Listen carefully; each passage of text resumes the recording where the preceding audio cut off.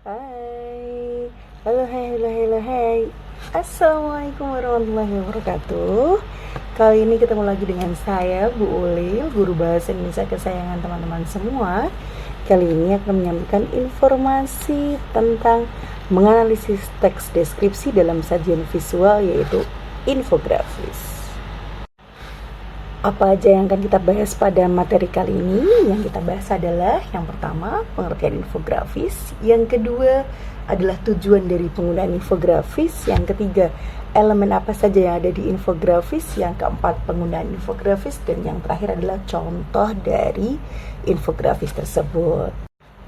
Sebelum kita masuk pada pengertian infografis, pendahuluannya kali ini adalah bahwa teks deskripsi dapat disajikan dalam bentuk visual, salah satunya yaitu infografis. Tujuan dari pembelajaran kita pada hari ini adalah yang pertama, siswa mampu memahami infografis, yang kedua, siswa mampu menganalisis infografis, dan yang ketiga, siswa mampu menulis teks deskripsi yang bersumber dari infografis.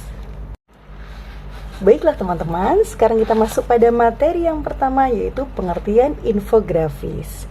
Infografis adalah alat visual yang efektif untuk menyajikan informasi secara kompleks dengan cara yang jelas dan mudah dipahami.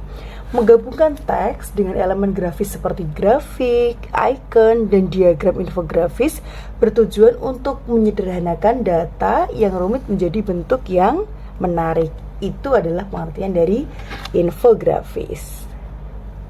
Sedangkan untuk tujuannya kenapa menggunakan infografis, supaya informasi lebih sederhana dan agar mudah dipahami oleh pembaca. Berikutnya yang akan kita bahas adalah elemen infografis. Elemen yang pertama dari infografis adalah ada flow and style. Bagaimana caranya teman-teman membuat infografis ini menjadi lebih menarik sesuai dengan informasi yang akan disampaikan. Teman-teman harus memilih tampilan yang menarik agar orang lain ingin membaca dari informasi tersebut. Elemen yang kedua yaitu data dan story. Walaupun infografis ini ditampilkan dalam bentuk grafik atau angka-angka, tetapi teman-teman semua harus memiliki data dan story untuk membuat infografis ini supaya lebih mudah dipahami.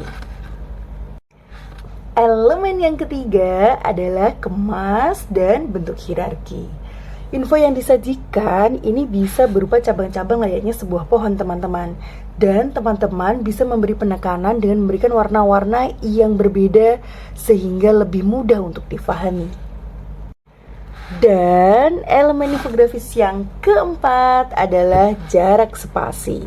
Dalam membuat infografis, teman-teman dituntut untuk bisa memberikan informasi secara menyeluruh dengan ruang kerja yang sangat minim. Itu tadi adalah pembahasan dari elemen-elemen infografis ya teman-teman. Pembahasan berikutnya adalah tentang penggunaan infografis. Pada dasarnya, infografis digunakan dalam 4 hal. Apa saja kira-kira? Yuk kita simak. Penggunaan infografis yang pertama yaitu untuk laporan dan presentasi. Infografis membantu memvisualisasikan laporan atau hasil survei dengan cara yang menarik dan semakin mempermudah teman-teman untuk memahami hasil dan meningkatkan daya tarik presentasi. Itu fungsi yang pertama dari infografis. Sedangkan yang kedua, infografik digunakan untuk artikel dan blog. Emang iya ya? Infografis mendukung konten teks dan visualisasi yang perjelas poin-poin penting yang dijadikan hal itu untuk menjadi penarik sehingga orang ingin membaca dan semakin mudah mencerna informasinya. Penggunaan infografis yang ketiga adalah untuk media sosial. Infografis memungkinkan penyebaran informasi secara cepat dan menarik. Salah satunya digunakan dalam penggunaan media sosial. Begitu ya teman-teman. Dan penggunaan infografis yang terakhir yaitu untuk materi pembelajaran. Seperti yang kita lakukan saat ini, infografis digunakan juga untuk materi teks deskripsi, ada juga teks prosedur. Wah, keren ya teman-teman. sekarang saatnya teman-teman untuk memperhatikan contoh infografis deskripsi. Silahkan teman-teman perhatikan layar teman-teman di depan, atau bisa melihat di buku paket bahasa Indonesia yang teman-teman gunakan. Nah, di layar tampilannya teman-teman muncul sebuah gambar beberapa contoh tipe keluarga. Ada seorang ayah, seorang ibu, satu anak perempuan, dan satu anak laki-laki.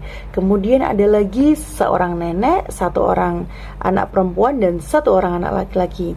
Kemudian ada gambar lagi, satu orang kakek, satu orang anak perempuan, dan satu orang anak laki-laki. Dan gambar yang terakhir adalah satu orang nenek, satu orang kakek, dan satu orang anak laki-laki. Kira-kira nih, teman-teman termasuk dalam tipe keluarga yang mana? Terus teman-teman, di sekitar teman-teman semua ada gak sih tipe-tipe keluarga seperti itu?